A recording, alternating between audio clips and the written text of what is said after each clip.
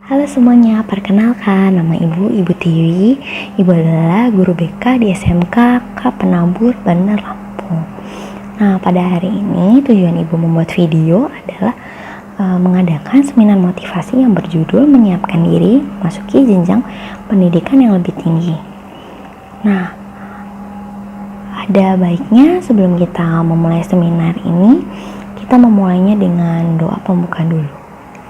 Mari kita bersatu dalam doa. Selamat pagi ya Bapak, terima kasih karena Tuhan sudah mengumpulkan kami pada hari ini Tuhan.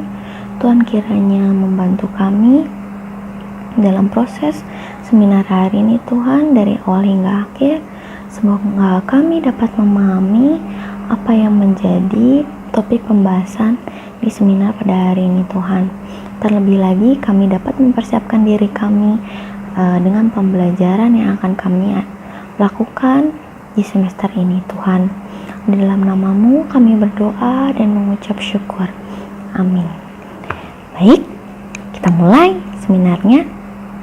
Nah, sebelum kita memulai seminar, Ibu ingin bertanya kepada kalian, bagaimana kabar kalian? Apakah sehat? Semoga dalam keadaan sehat ya. Nah, Ibu hari ini yang bertanya kepada kalian. Kalian boleh menjawabnya dalam hati. Ibu mau tanya, apakah kalian memilih SMK ini berdasarkan pilihan kalian atau berdasarkan pilihan orang lain? Terus yang kedua adalah, apakah kalian merasa senang dengan pilihan kalian? Dan yang ketiga adalah, apakah kalian sudah mempersiapkan diri kalian untuk di kelas 10?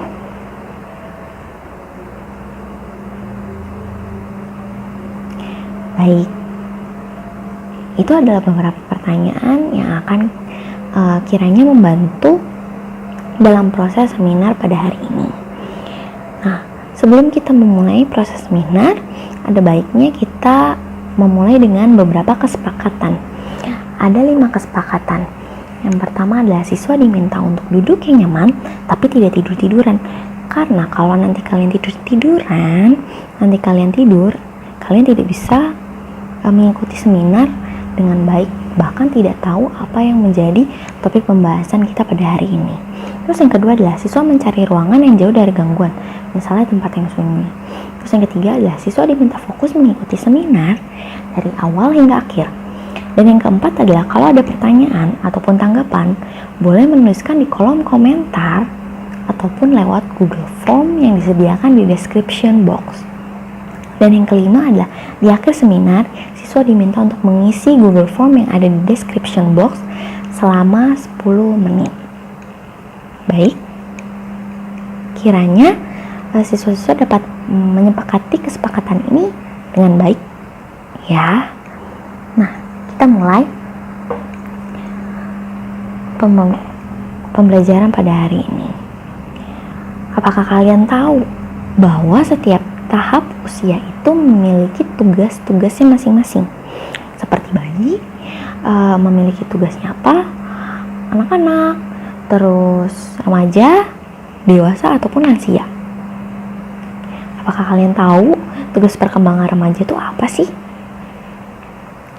Dan salah satunya adalah yang kalian lakukan sekarang, yaitu memilih dan mempersiapkan diri ke arah suatu pekerjaan atau jabatan. Yang kalian lakukan ini ketika kalian SMK adalah kalian mempersiapkan diri kalian untuk ke jenjang pekerjaan. Mempersiapkan diri untuk mendapatkan pekerjaan. Dan artinya kalian sedang melaksanakan tugas perkembangan di masa remaja. Kalau kalian tidak bisa melewatinya, kalian akan merasa kesulitan nanti di saat dewasa. Dan tugas perkembangan ini perlu dilewatinya dengan baik. Selanjutnya adalah perubahan dari SMP ke SMK. Pasti perlu ada namanya penyesuaian diri. Kalian perlu menyesuaikan diri kalian dengan tempat yang baru dan situasi yang baru. Penyesuaian diri ini adalah kemampuan seseorang untuk hidup dan bergaul secara wajar terhadap lingkungannya, sehingga ia merasa puas terhadap dirinya dan terhadap lingkungannya. Ibu akan membawakan ilustrasi seperti misalnya batu yang sebesar ini dimasukkan ke dalam wadah yang kecil. Apakah kira-kira akan masuk? Mungkin masuk, namun batu tersebut tidak akan mengisi setiap sudut dari wadah tersebut. Nah, dibandingkan kalau kalian membayangkan lilin mainan. Dengan lilin mainan, kalian akan menaruh di wadah tersebut dan lilin tersebut akan mengikuti sesuai dengan wadahnya. Jadi, dari ilustrasi tersebut, kalian bisa memaknai bahwa kita dalam menyesuaikan diri perlu untuk melembutkan hati kita, membuka pikiran kita dan membuka hati kita terhadap situasi dan kondisi yang ada. Kalau misalnya kalian mengeraskan diri kalian dan tidak mau mengikuti perubahan yang ada, kalian akan merasa kesulitan. Maka dari itu, kalian perlu mempersiapkan diri supaya kalian dapat menyesuaikan diri dengan baik di sekolah nanti. Nah, adapun faktor-faktor yang mempengaruhi dalam menyesuaikan diri. Yang pertama adalah terpenuhinya kebutuhan jasmani dan rohani. Di saat nanti kegiatan pembelajaran, kalian perlu untuk memenuhi kebutuhan jasmani dan rohani. Sebelum pembelajaran, kalian perlu untuk tidur yang cukup, makan dulu, sarapan, dan juga siapkan minum supaya otak kalian menjadi lebih refresh. Dan selanjutnya adalah kebutuhan rohani. Sebelum kita memulai pembelajaran, ada baiknya kita berdoa dulu supaya Tuhan dapat memberikan segala kebijaksanaan kepada kita dan memberi kemudahan kita untuk dapat memahami setiap pembelajaran yang akan dilaksanakan.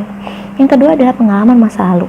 Tidak dipungkiri, mungkin dari beberapa kalian pernah mengalami pengalaman yang buruk di sekolah. Tapi pertanyaannya adalah apakah kalian akan terus-menerus merasa terpuruk dengan pengalaman masa lalu kalian? Ada baiknya ketika kita belajar untuk mengambil keputusan ingin berubah, tidak mencap diri sendiri kalian tidak bisa berubah. Contohnya, misalkan kalian mendapat nilai matematika dari dulu selalu jelek dan kalian mencap diri kalian itu adalah siswa yang bodoh dalam hal matematika. Kalau memang seperti itu akan terjadi. Kalian akan merasa kesulitan dalam matematika dan kalian menjadi nilainya jelek di matematika sampai nanti di SMK. Jadi ada baiknya ketika kalian merasa kesulitan, kalian perlu memahami bahwa diri kalian perlu belajar. Bukan kalian mencap diri kalian adalah anak yang bodoh. Mungkin kalian sewaktu itu sudah belajar, tapi apakah kalian bisa menerima gitu ketika kalian merasa dianggap bodoh? Nah, makanya kenapa adanya keinginan untuk berubah, supaya pengalaman masa lalu ini kita rubah menjadi pengalaman yang baik dan kalian bisa menyesuaikan diri di sekolah dengan pembelajaran yang baru seperti PJJ ini. Terus yang ketiga adalah keadaan fisik seseorang. Contohnya ketika kalian memiliki rabun jauh dan kalian belum punya kacamata, artinya kalian merasa kesulitan dalam kegiatan pembelajaran.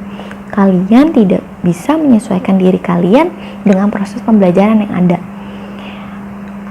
Akhirnya kalian merasa kesulitan untuk membaca dan kurang memahami apa yang dipelajari. Bisa jadi akan mempengaruhi nilai tugas ataupun ulangan kalian. Dan untuk keadaan fisik seseorang ini perlu untuk dicari solusinya.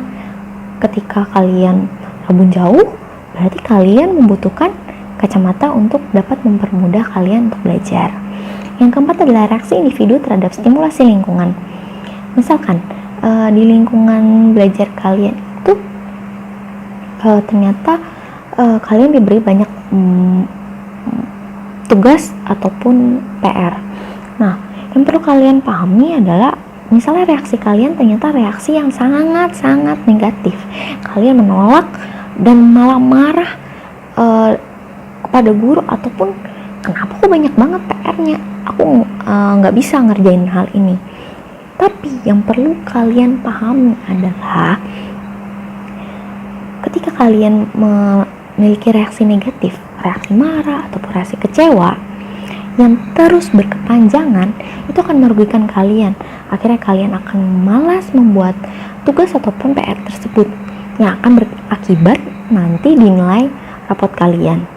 Nah, reaksi individu ini boleh kalian merasa kayak kaget, takut, tapi jangan berlama-lama. Kalian perlu menyadarinya bahwa hal tersebut jika dilakukan dalam berkepanjangan, itu akan merugikan diri kalian sendiri. Kalian harus perlu bangkit dan kalian harus terus bersemangat dalam mengerjakan tugas. Tuh. Nah, selanjutnya adalah penyesuaian siswa di sekolah. Itu ada 4, dari segi mata pelajaran, guru, lingkungan sekolah maupun teman. Dari mata pelajaran, otomatis di SMP pelajarannya berbeda dengan di SMK. Berarti artinya adalah semakin sulit dibandingkan dengan SMP. Seperti main game, semakin tinggi levelnya, semakin sulit untuk dilewati. Kalau kalian merasa sulit, kalian ingat ini adalah sebuah game, dan kalian menjadi pacuan supaya dapat melewatinya dengan baik. Terus yang kedua adalah guru. Kalian perlu kenal guru-guru yang ada di sekolah, supaya saat kalian ingin bertanya mengenai mata pelajaran yang kalian bingungin, kalian bisa mengingat guru tersebut siapa, dan kalian bisa menghubunginya dengan tepat. Terus yang ketiga adalah teman. Mungkin dari kalian ada anak-anak yang dulu di sekolah yang berbeda-beda, tuh bukan dari sekolah yang sama. Artinya kalian perlu penyesuaian diri dengan teman. Dan masa remaja adalah masa dimana kalian berelasi dengan teman sebanyak-banyaknya. Kalian mengenal teman-teman dari berbagai kepribadiannya, dan perlu dipahami bahwa kita melakukan relasinya dengan baik, bukan dengan pertengkaran ataupun pembulian. Lebih baik kita dapat saling membantu dan saling berempati satu sama lain. Dan terakhir ada lingkungan sekolah. Lingkungan sekolah, kalian dapat memahami bagaimana apa yang terjadi sekarang, alamat sekolah ataupun dari tata usaha, dan kalian pun dapat memiliki hubungan yang baik dengan staf ataupun karyawan di sekolah. Nah, penyesuaian diri yang efektif di sekolah ditandai dengan adanya memiliki relasi yang baik dengan guru. Oh, jelas. Karena dengan relasi yang baik, kalian dapat merasa bahagia dan merasa nyaman di sekolah, dan kalian menyesuaikan diri dengan baik. Terus yang kedua adalah penghargaan dan penerimaan.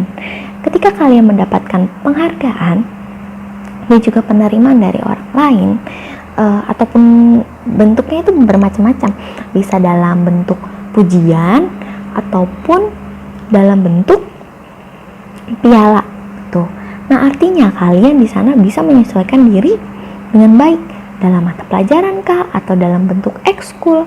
Kalian eksplor diri kalian, bakat dan minat apa yang kalian ingin kembangkan. Terus yang ketiga adalah mengikuti ekskul dan kelompok belajar. Ingat, bukan hanya mengikuti, tetapi berperan aktif di dalam kegiatan tersebut.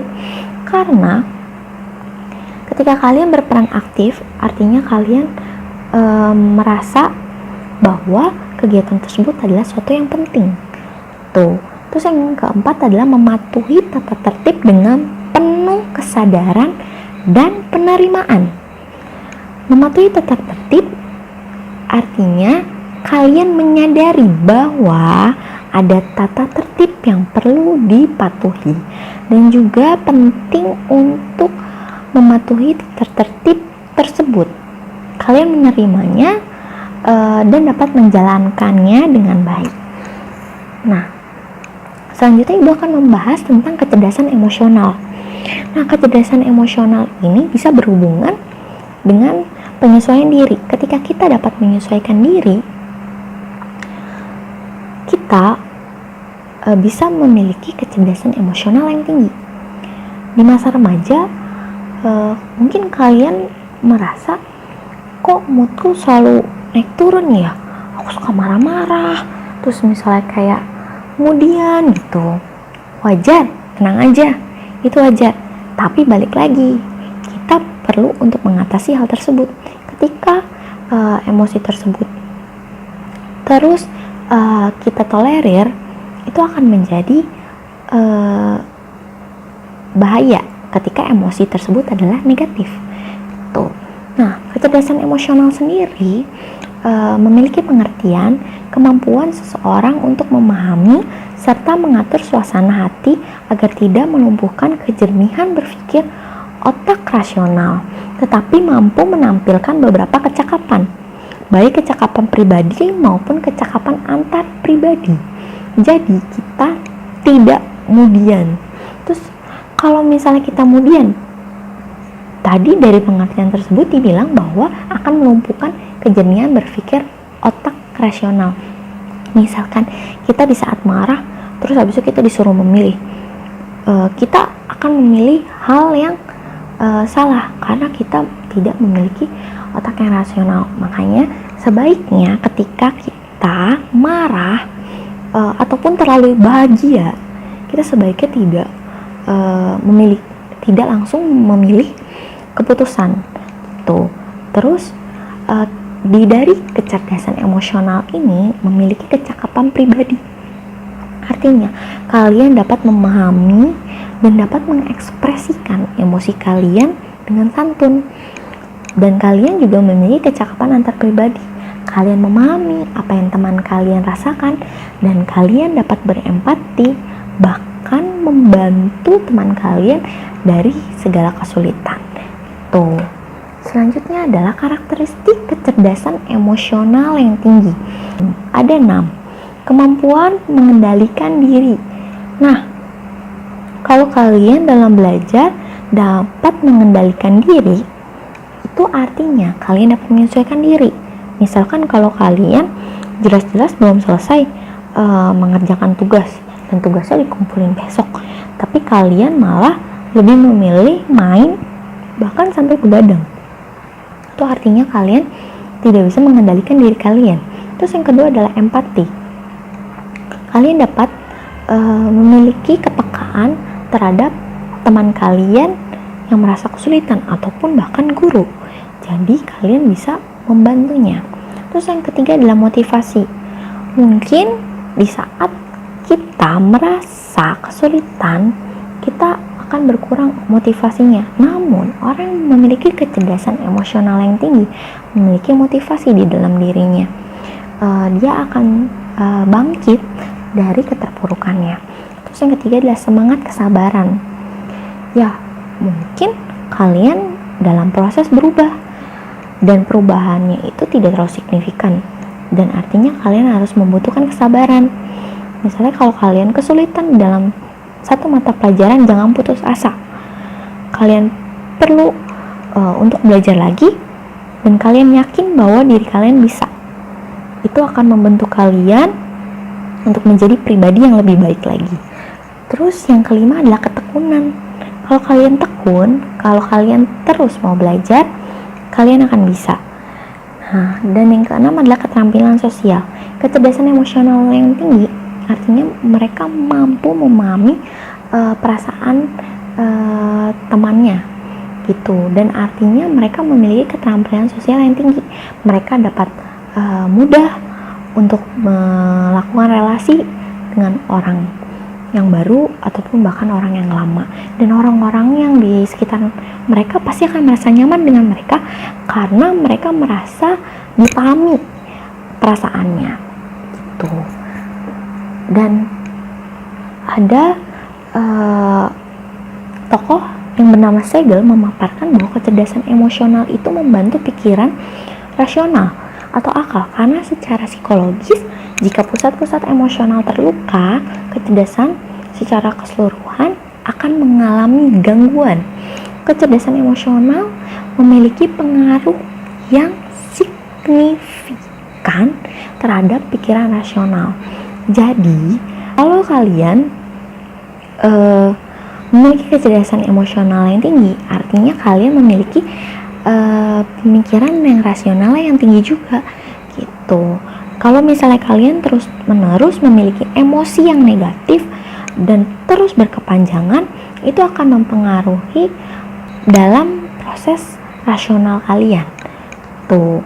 Nah, sekarang tinggal pilihan kalian mau terus-terusan memiliki emosi negatif dan tidak bisa menyesuaikan diri, ataupun kalian sekarang mencoba untuk memiliki kecerdasan emosional yang tinggi dan kalian dapat menyesuaikan diri dengan baik, dan ditambah lagi kalian memiliki rasional yang tinggi juga.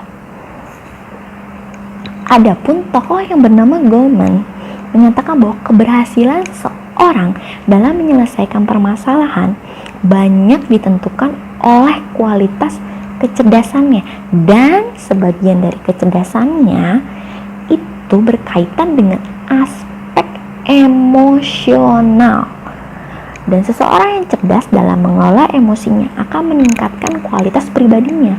Jadi bukan hanya pintar dalam kecerdasan intelijensinya, namun kecerdasan secara emosional juga penting, karena itu akan mempengaruhi mereka dalam bekerja nanti, dalam hal berelasi dengan teman-teman sekerja tuh. Dan kemudian bagaimana sih tata cara penyesuaian diri remaja di sekolah baru? Nah, caranya itu adalah pertama, pelajari situasi. Kalian dapat memahami situasi yang sekarang adalah pandemi dan tidak bisa untuk sementara waktu pergi ke sekolah. Jadi kalian belajar di rumah dengan baik. Walaupun kalian dimanapun belajarnya, kalau kalian tetap fokus dan kalian mengetahui situasi yang sekarang dan memahaminya, kalian akan bisa menyesuaikan diri dengan proses pembelajaran walaupun di rumah. Yang kedua adalah berbaik sangka. Biasanya orang mengetahuinya berburuk sangka, tapi kita berbaik sangka. Artinya adalah kita tidak mencap sesuatu yang negatif. Misalkan kalian mencap diri kalian, aku anak yang bodoh, ya pasti kalian akan merasa kesulitan nanti di dalam pelajaran. Dalam proses pembelajaran kalian akan sulit menerima karena diri kalian sendiri, kalian sudah mencap diri kalian bodoh. Terus yang ketiga adalah sesuaikan keadaan. Nah, dalam keadaan ini artinya kalian harus memahami dan juga dapat mengikutinya dengan baik. Misalkan memang perlu dipahami bahwa kita proses pembelajaran adalah jarak jauh, jadi kita harus dapat menyesuaikan keadaan kita dan keadaan belajar kita, dan harus tetap fokus gitu. Terus yang keempat adalah mengetahui peraturan. Nah, kita mengetahui peraturan dan juga menjalankan peraturan tersebut dengan baik. Terus yang kelima, dengan mengikuti MPLS yang akan kita ataupun yang sudah kita lakukan sekarang. Dan yang ketujuh adalah menghargai sesama. Ketika kita menghargai sesama, artinya kita tidak memunculkan sebuah pertengkaran. Kalau kita menghargai sesama, artinya kita dapat membuat lingkungan yang kita jalani dengan rukun. Artinya tidak ada pertengkaran atau perkelahian yang membuat kita menjadi marah ataupun sedih gitu. Dan yang terakhir adalah menjadi diri sendiri. Perlu dipahami bahwa menjadi diri sendiri ini adalah menjadi diri sendiri yang lebih baik lagi. Yang buruk kita pelajari dan kita perbaiki menjadi yang lebih baik, dan yang baik menjadi lebih baik lagi. Dan yang terakhir, ibu akan tutup dengan salah satu quotes dari Terry.com. When you demand higher standards of yourself, you are preparing for the next level. Artinya, kalian kan sudah bukan anak SMP lagi, kalian sudah SMK. Artinya kalian sudah menjalani level selanjutnya, dan artinya kalian perlu menaikkan standar kalian dan perlu mempersiapkan diri kalian untuk menjadi yang lebih baik lagi. Sekian dari Ibu atas seminar ini. Semoga kalian dapat memahami bahwa pentingnya kalian menyesuaikan diri dan memiliki kecerdasan emosional yang tinggi agar kalian dapat menyesuaikan diri di pembelajaran yang akan kalian lakukan sekarang. Dan jangan lupa untuk mengisi description box di bawah, dan Ibu tunggu sampai 10 menit ya untuk waktu pengerjaannya gitu.